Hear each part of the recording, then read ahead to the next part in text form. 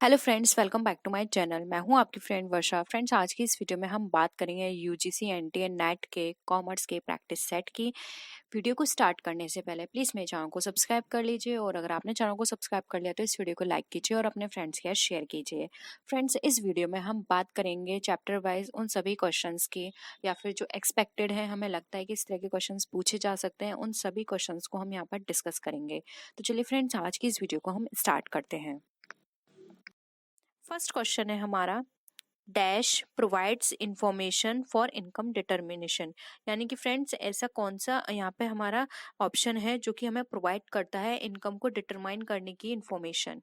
Options हैं financial accounting, cost accounting, management accounting, या none of these. तो friends, right answer जानने से पहले हमें इन टर्म को जानना होगा। फाइनेंशियल अकाउंटिंग हमारी हेल्प करता है हमारी पोजीशन बताने में। कॉस्ट अकाउंटिंग हमारी हेल्प करता है कॉस्ट को एसरटेन करने में कि किसी प्रोडक्ट पे कितनी कॉस्ट आई है। मैनेजमेंट अकाउंटिंग हमारी हेल्प करता है पूरे कंपनी के अंदर जो भी मैनेजमेंट हो रहा है उसमें किस तरह से सारी चीज़ों को मैनेज किया जा रहा है, डिसीजन मेकिंग में हेल्प करती है ये। ऑप्शंस नन ऑफ दीज, यानी इनमें से कोई नहीं। तो फ्रेंड्स, यहाँ पर अगर हम बात करें तो हमारा जो राइट आंसर होगा वो होगा फाइनेंशियल अकाउंटिंग, क्योंकि फाइनेंशियल अकाउंटिंग हमें फाइनेंशियल पोजीशन बताता है, यानी कि इनकम डिटरमाइन करने में हेल्प करता है। तो फर्स्ट ऑप्शन हमारा करेक्ट है। नेक्स्ट क्वेश्चन पे आते हैं हम। Dash helps ascertain cost before hand. यानी कि फ्रेंड्स, यहाँ पर ये पूछा जा रहा है कि बिफोर हैंड हमें ऐसी कौन सी अकाउंटिंग है जो कॉस्ट को असर्टेन करने में हेल्प करेगी या कैलकुलेट करने में हेल्प करेगी। ऑप्शन है financial accounting, cost accounting, management accounting, या नन ऑफ दिस। फ्रेंड्स, इनके मीनिंग मैंने आपको पहले ही बता दिए हैं, तो हम डायरेक्ट आंसर पे आते हैं। इसका जो राइट आंसर है वो है ऑप्शन 2, जो कि है कॉस्ट अकाउंटिंग। कॉस्ट अकाउंटिंग हमारी हेल्प करती है कॉस्ट को एसरटेन करने में। नेक्स्ट क्वेश्चन पे आते हैं। The scope of cost accounting include. यानी कि जो कॉस्ट अकाउंटिंग का जो स्कोप है उसमें क्या क्या चीजों को इंक्लूड किया गया है। डैश, डैश एंड डैश, यानी कि 3 बताने हैं आपको टर्म यहाँ पर। ऑप्शंस में फर्स्ट है कॉस्ट असरटेन करने में, कॉस्ट प्रेजेंटेशन में, या कॉस्ट कंट्रोल में। थर्ड है टैक्स प्लानिंग में हेल्प करेगा, tax accounting and financial accounting में। नेक्स्ट है presentation of accounting information, creation of policy and day to day operation. Fourth है नन ऑफ दीज, यानी इनमें से कोई नहीं। तो फ्रेंड्स, टैक्स प्लानिंग, ये हम बात करें यहाँ पर, ये ऑप्शंस हमें दे रखे हैं tax planning, tax accounting and financial accounting. तो फ्रेंड्स, ये हमें देगी टैक्स अकाउंटिंग ये इन्फॉर्मेशन। नेक्स्ट यहाँ पे अगर बात की जाए डे टू डे ऑपरेशन की, तो ये हमें नॉर्मल अकाउंटिंग हमें दे देती है ये इन्फॉर्मेशन। यहाँ पर ये बात की जा रही है कॉस्ट अकाउंटिंग के स्कोप की। तो फ्रेंड्स, ऑप्शन यहाँ पे हमारा फर्स्ट जो है वो करेक्ट होगा। कॉस्ट अकाउंटिंग के अंदर कॉस्ट को एसरटेन करना और कॉस्ट को रिप्रेजेंट करना, कॉस्ट कंट्रोल करना, ये सारी चीजें इसके अंदर इंक्लूड की जाती हैं। नेक्स्ट क्वेश्चन पे आते हैं। कॉस्ट अकाउंटिंग डिस्क्लोज, यानी कि कॉस्ट अकाउंटिंग क्या डिस्क्लोज करती है, क्या बताती है। ऑप्शंस हैं the financial position, profit loss of a product, job और service, effect and impact of cost on business, या फिर नन ऑफ दीज। तो फ्रेंड्स, अगर हम कॉस्ट अकाउंटिंग की बात करें तो ये हमें फाइनेंशियल पोजीशन नहीं बताती, ये फाइनेंशियल पोजीशन बताती है हमें फाइनेंशियल अकाउंटिंग। ये हमें effect and impact of cost on business ये हमें नहीं बताती, ये हमें फाइनेंशियल अकाउंटिंग भी बता सकती है। नन ऑफ दीज, ये तो ऑप्शन बिल्कुल गलत है, तो ऑप्शन हमारा सेकंड यहाँ पर राइट होगा। ये हमें बताती है profit and loss of a product, job और सर्विस, यानी कि किसी प्रोडक्ट पे हमें कितना प्रॉफिट हो रहा है, कितना लॉस हो रहा है। नेक्स्ट क्वेश्चन पे हम मूव करते हैं। Dash is a postmortem of past cost, यानी कि कौन सी अकाउंटिंग हमारी पोस्टमार्टम है पास्ट रिकॉर्ड का। ऑप्शंस हैं financial accounting, cost accounting, both A and B, या फिर नन ऑफ दीज। तो फ्रेंड्स, यहाँ पर कॉस्ट अकाउंटिंग हमें पास्ट कॉस्ट जो होती है उसके बारे में कुछ नहीं बताती है, और यहाँ पर ऑप्शन ए बी भी हमारा गलत हो जाता है, और हमारा थर्ड फोर्थ भी ऑप्शन गलत है। राइट आंसर है हमारा फाइनेंशियल अकाउंटिंग, क्योंकि फाइनेंशियल अकाउंटिंग के अंदर फ्रेंड्स हमने पढ़ा था, फाइनेंशियल अकाउंटिंग के अंदर ये हमें क्लासिफाइंग, रिकॉर्डिंग, ये सब सारी चीजें करती हैं। फाइनेंशियल पूरी पोजीशन बताती है। और फ्रेंड्स, फाइनेंशियल अकाउंटिंग के अंदर हम फाइनेंशियल स्टेटमेंट बनाते हैं, पूरी फाइनेंस की पूरी पोजीशन फाइंड आउट करते हैं। तो फ्रेंड्स, किसी भी जगह की या किसी भी ऑर्गेनाइजेशन की जब हम पोजीशन निकालेंगे तो वहां पे क्या होगा, हमें सारे अकाउंट अकाउंट अच्छे से देखने होंगे, और जब हम सारे अकाउंट अच्छे से चेक करेंगे तो वहाँ पर पोस्टमार्टम होगा पास्ट कॉस्ट का भी।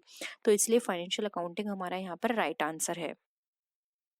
नेक्स्ट क्वेश्चन पे आते हैं, dash aids in price fixation, यानी कि कौन सा यहाँ पर हमारा प्राइस फिक्सेशन में हेल्प करता है।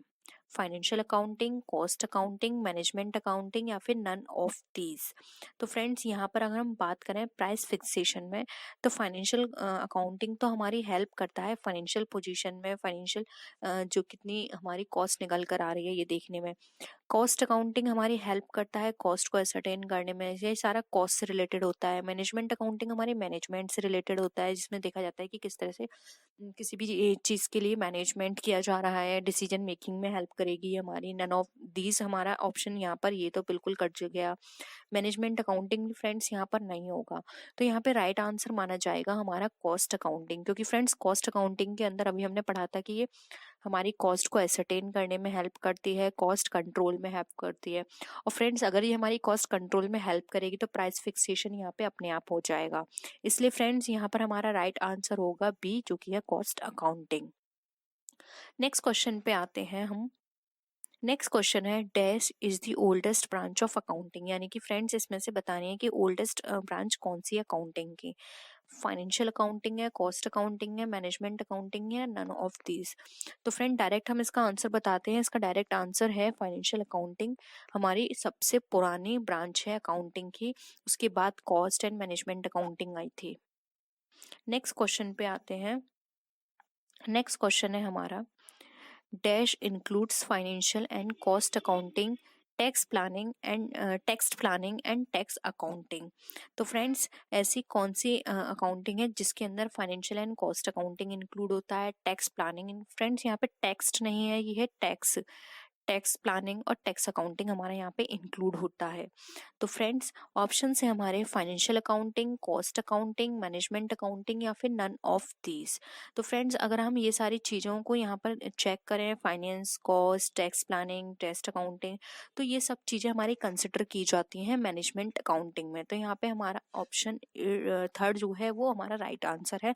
मैनेजमेंट अकाउंटिंग के अंदर ये सारी चीज़ें मैंने देखी जाती हैं, उसके बाद डिसीजंस लिए जाते हैं, प्लानिंग की जाती है फ्यूचर के लिए। नेक्स्ट क्वेश्चन पे आते हैं हम। नेक्स्ट क्वेश्चन है, इन automobile dash costing is used, यानी कि ऑटोमोबाइल सेक्टर में कौन सी अकाउंटिंग यूज की जाती है। प्रोसेस, बैच, मल्टीपल या जॉब। फ्रेंड्स पहले हमें सबसे पहले ये इनके मीनिंग जानने होंगे। फ्रेंड्स प्रोसेस के अंदर डिफरेंस प्रोसेसिंग की जाती हैं, जहाँ पे एक प्रोडक्ट एक प्रोसेसिंग से गुजर कर दूसरी प्रोसेसिंग में जाता है।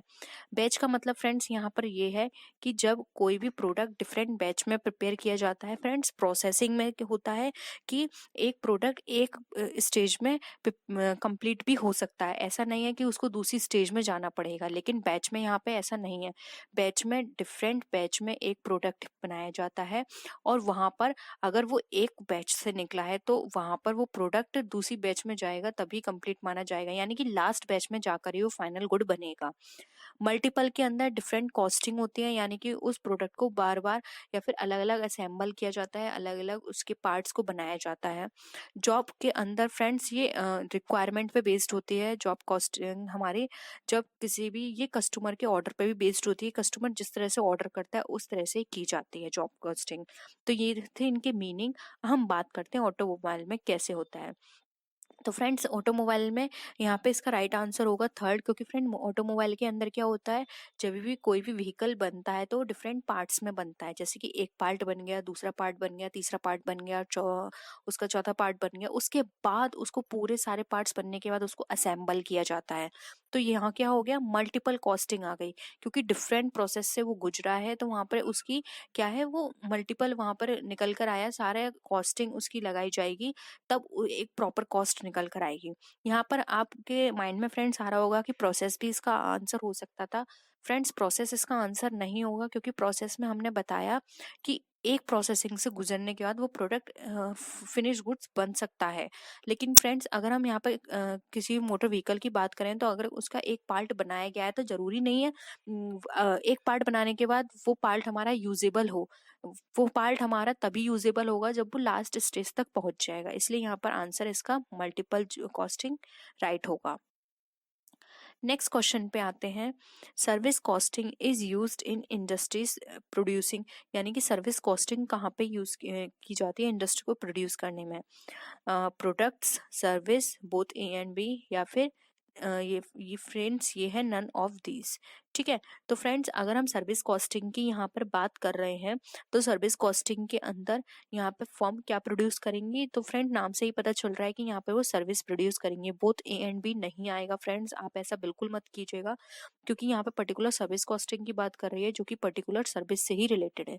इसलिए यहाँ पे प्रोडक्ट बिल्कुल नहीं आ सकता, यहाँ पे सिर्फ सर्विस आएगा। तो इसका राइट आंसर है टू सर्विस। नेक्स्ट आते हैं क्वेश्चन पे। Dash costing is applicable to printers, यानी कि कौन सी कॉस्टिंग है जो कि हमारे प्रिंटर पे यहाँ पर फिट बैठेगी, या फिर हम बोल सकते हैं कि यहाँ पे हमारे प्रिंटर के लिए वाली कॉस्टिंग लगाई जाएगी। ऑप्शंस है प्रोसेस, बैच, मल्टीपल, या फिर जॉब। तो फ्रेंड्स यहाँ पर जो हमारा राइट आंसर होगा वो होगा हमारा मल्टीपल, क्योंकि फ्रेंड्स प्रिंटर में भी यही होगा कि डिफरेंट पार्ट्स बनाए जाएंगे, उसके बाद वो पूरा प्रिपेयर होगा। इसलिए यहाँ पर इसके लिए जो राइट आंसर होगा वो होगा हमारा मल्टीपल कॉस्टिंग। नेक्स्ट क्वेश्चन पे आते हैं हम।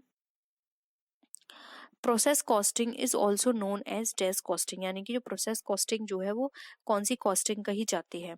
Continuous costing, batch costing, multiple costing, या जॉब कॉस्टिंग। तो फ्रेंड्स अभी हमने प्रोसेसिंग के मीनिंग की बात की थी, प्रोसेसिंग कॉस्टिंग क्या होती है, तो उसी से हम यहाँ पे इजीली पता कर सकते हैं कि इसका आंसर होगा हमारा वन, जो कि कॉन्टिन्यूस। अभी हमने बात की थी प्रोसेस कॉस्टिंग में कि एक प्रोसेसिंग होने के बाद दूसरी प्रोसेस में प्रोडक्ट जाता है, फिर वो तीसरी प्रोसेस में जाता है, फिर वो नेक्स्ट प्रोसेस में जाता है। तो यहाँ पे क्या है कि एक प्रोडक्ट बनने के बाद दूसरी प्रोसेस में जा रहा है, यानी कॉन्टिन्यूशन चल रहा है, इसलिए इसको हम कॉन्टिन्यूस कॉस्टिंग भी बोलते हैं। अब हम आते हैं नेक्स्ट क्वेश्चन पे अपने। Operating costing is also known as, यानी कि ऑपरेटिंग कॉस्टिंग को और किस नाम से जाना जाता है। ऑप्शंस हैं सर्विस, बैच, मल्टीपल, जॉब। तो फ्रेंड्स ऑपरेटिंग कॉस्टिंग को जाना जाता है सर्विस के नाम से, क्योंकि ऑपरेटिंग के अंदर सर्विस दी जाती है, सर्विस कस्टमर के अकॉर्डिंग प्रोडक्ट को प्रिपेयर किया जाता है, इसलिए यहाँ पर जो इसका राइट आंसर है वो है सर्विस। हम आते हैं अनदर क्वेश्चन पे, जो कि हमारा 14 question. Dash costing is a type और टेक्निक ऑफ कॉस्टिंग। तो फ्रेंड्स अगर आपने ऊपर हमने अभी डिफरेंट टाइप्स के मेथड्स पढ़े थे, तो आप उसी से अंदाजा लगा सकते हैं कि ऑप्शन है मार्जिनल, बैच, मल्टीपल और जॉब। यानी कि फ्रेंड्स ये तीनों हमारे क्या हैं, ये तीनों हमारे मेथड हैं। बैच भी, मल्टीपल भी और जॉब भी। सिर्फ एक मार्जिनल है जो कि हमारा टेक्निक और टाइप है। तो यहाँ पे आंसर हमारा क्या हो जाएगा, मार्जिनल। मार्जिनल हमारी एक टेक्निक है जिसको मार्जिनल कॉस्टिंग भी बोलते हैं, जबकि सारे जो ऑप्शंस हैं बैच, मल्टीपल एंड जॉब, ये हमारे मेथड हैं। नेक्स्ट क्वेश्चन पे आते हैं, जो कि हमारा आज की वीडियो का लास्ट क्वेश्चन है। Cost accounting has been developed because of financial accounting, यानी कॉस्ट अकाउंटिंग को डेवलप क्यों किया गया, क्या कारण थे। फाइनेंशियल अकाउंटिंग पहले आई थी, उसके बाद आया था कॉस्ट अकाउंटिंग। तो फाइनेंशियल अकाउंटिंग आने के बाद ऐसे क्या कारण थे कि कॉस्ट अकाउंटिंग आई। ऑप्शंस हैं limitation, advantage, both A and B, या फिर नन ऑफ दीज। तो फ्रेंड्स हमारा इसका राइट आंसर है ए, लिमिटेशन। फाइनेंशियल अकाउंटिंग में बहुत सारे ऐसे लिमिटेशंस थे, जैसे कि फाइनेंशियल अकाउंटिंग में हमें पर्टिकुलर कॉस्ट पता नहीं चल पाती थी प्रोडक्ट की, इसलिए हमें कॉस्ट अकाउंटिंग लानी पड़े। एक पर्टिकुलर ऐसी अकाउंटिंग लानी पड़े जो जो पूरी तरह से फोकस करे सिर्फ कॉस्ट पे, कॉस्ट को कंट्रोल करे, कॉस्ट को फाइंड आउट करे, कॉस्ट को एसरटेन करे, और ये कैलकुलेट करे कि पर्टिकुलर प्रोडक्ट पे कितना प्रॉफिट एंड लॉस आ रहा है कॉस्ट में। तो फ्रेंड्स ये थी हमारी आज की वीडियो। आई होप आपको आज का प्रैक्टिस सेट पसंद आया होगा। अगर आपको आज का प्रैक्टिस सेट पसंद आया तो प्लीज़ वीडियो को लाइक कीजिए, अपने फ्रेंड्स के साथ शेयर कीजिए, और प्लीज़ अभी तक मेरे चैनल को सब्सक्राइब नहीं किया है तो इस चैनल को भी सब्सक्राइब कर लीजिए। और आप मेरे फेसबुक पेज और इंस्टा आईडी से भी कनेक्ट हो सकते हैं और अपनी किसी भी क्वेरी को वहाँ पूछ सकते हैं। और इस वीडियो में अगर आपको किसी भी तरह का कोई डाउट लगा हो तो आप नीचे कॉमेंट सेक्शन में ज़रूर लिखिएगा। तो फ्रेंड्स नेक्स्ट वीडियो में हम फिर मिलते हैं और भी अच्छी वीडियोस के साथ। तब तक के लिए बाय बाय।